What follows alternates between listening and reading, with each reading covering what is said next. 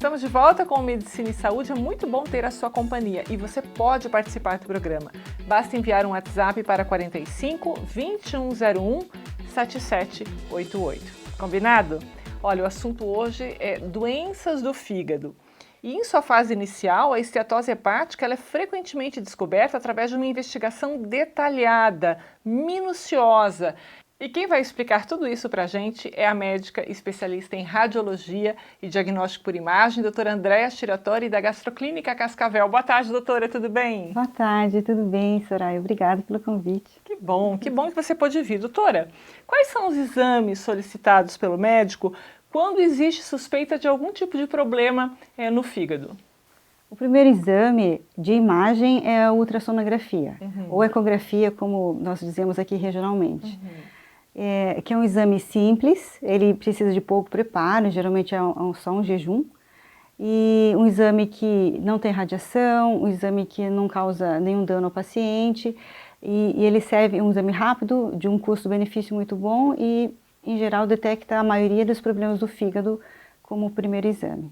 Certo, doutora Andréa, os exames de imagem facilitam o diagnóstico de doenças hepáticas? Quais são os mais importantes? Quais são aqueles que você destacaria?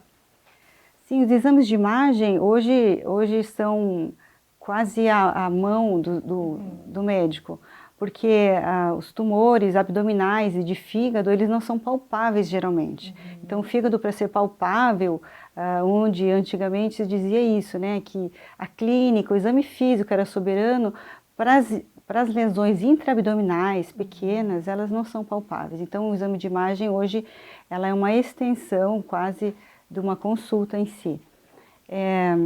Em geral, se detecta muito as diferenças no fígado, especificamente, as diferenças de textura do fígado. Então, onde a gente pode ver sinais de cirrose, a esteatose, que é a infiltração gordurosa do fígado, sinais de aumento de tamanho do fígado, que é a hepatomegalia, pode estar associada a algumas doenças de depósito também podem ocasionar, e também muitos tumores hepáticos, e pequenos, desde benignos até os malignos, são detectados pelo exame de ultrassom. Doutora Andréa, tem exame de ultrassom hoje que pode substituir a biópsia de fígado, é isso? Esse exame já está disponível em Cascavel? Sim, hoje já está disponível em Cascavel, na gastroclínica nós realizamos. Se chama elastografia hepática, que é uma maneira de você detectar o grau de endurecimento, de rigidez do fígado, que é um sinal da cirrose hepática. Então, geralmente, um fígado, quando ele vai ficando mais endurecido, pela cicatrização constante dele, que é a cirrose, ele pode ser detectado pelo ultrassom. Antigamente, somente com a biópsia. Hoje, o exame de ultrassom com a elastografia, que é um software diferente, algumas medidas diferentes, hoje já tem sido bem estudado e ele já está substituindo a biópsia até para se liberar pelo Estado os tratamentos com antivirais, que é para hepatite B e C. Certo, doutora Andréa, com essa questão toda de pandemia, as pessoas estão tomando muito cuidado, estão evitando ir ao médico, a gente sabe que tem situações que você não pode esperar, né? As doenças continuam acontecendo, a evolução dessas doenças não para por causa da pandemia. Como é que fica a questão desses pacientes que precisam fazer o monitoramento, que precisam fazer o exame? Como que vocês estão orientando esses pacientes? Com os cuidados, a gente pede para os pacientes não postergarem muito esses diagnósticos. Então, existem alguns prazos que se espera 30 dias, 40 dias, 60 dias, mas os exames de rotina a gente pede para estar vindo fazer para a detecção em si, do acompanhamento de uma cirrose hepática, de possíveis aparecimentos de tumores, que o câncer de fígado é mais comum nos pacientes que têm cirrose. Então, os pacientes que têm indicação, que já estão na época de fazer essa triagem, precisam continuar fazendo.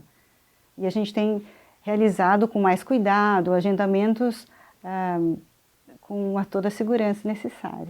Doutora Andréa, quero agradecer a sua presença aqui, muito obrigada e bom fim de semana. Eu que agradeço a oportunidade de estar aqui conversando e bom final de semana a todos. E agora eu converso com o Dr. Ricardo Tsuchiya, médico gastroenterologista e endoscopista da Gastroclínica Cascavel.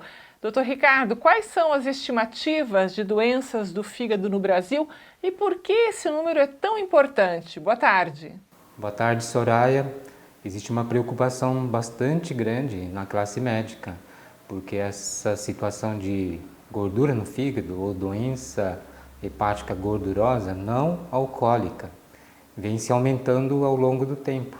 Por quê? Porque está envolvido ao estilo de vida que o mundo moderno está nos impondo. Então é uma doença que está atingindo em torno de 30-35% da população e a preocupação é que 20 a 30% desses pacientes podem evoluir com uma hepatite e a gente chama isso de esteatohepatite. Como é uma doença com uma hepatite, ela pode evoluir para uma doença crônica. E essa evolução dessa doença crônica evolui para uma cirrose, que é uma outra condição grave que atinge nessa evolução e que a gente sabe que existem consequências muito graves em relação ao próprio paciente e ao próprio sistema de saúde do nosso país. São pacientes que são possíveis de irem para transplante hepático, ou pacientes que evoluem com hepatocarcinoma, que é um câncer no fígado, que a gente sabe que também é um tratamento doloroso e oneroso. Então essa preocupação hoje em dia é muito importante. Dr. Ricardo, reconhecer os sintomas e obter diagnóstico precoce melhoram as chances de cura? E quais são os tratamentos que existem hoje para as doenças hepáticas? Soraya, veja bem, essa doença, como está relacionada ao estilo de vida e é uma doença muito silenciosa, muitas vezes a gente não tem sintomas clássicos. A gente, quando tem sintomas clássicos, às vezes estão nessas complicações. Mas, vamos ver, a gente faz diagnóstico naqueles pacientes que fazem as rotinas. As rotinas são exames de sangue, à procura do seu clínico, do seu médico, e pedir para ver como é que está o seu fígado, através de exame de imagem ou através de exames de laboratório. A partir daí, quando se faz um diagnóstico, a gente procura as causas secundárias que a gente chama. Então existem não só comportamentos em relação a alimentos ou de atividade física, mas doenças que estejam associadas. Diabetes, pressão alta, por exemplo, e pacientes que usam alguns medicamentos. Então, o médico vai diagnosticar isso, vai perceber essa situação e vai trabalhar ou com estilo de vida ou através de medicamentos, que tem que ser melhor equacionados. Aí está, portanto, a participação do Dr. Ricardo Tsuchiya. Muito obrigada e bom fim de semana, Dr. Ricardo. Soraya, muito obrigado. Bom final de semana para você e aos telespectadores também. A seguir, você sabia que uma dieta equilibrada e a prática regular de atividades físicas podem ajudar a evitar complicações como a cirrose hepática? A gente mostra tudo isso daqui a pouquinho, aqui no Medicina e Saúde.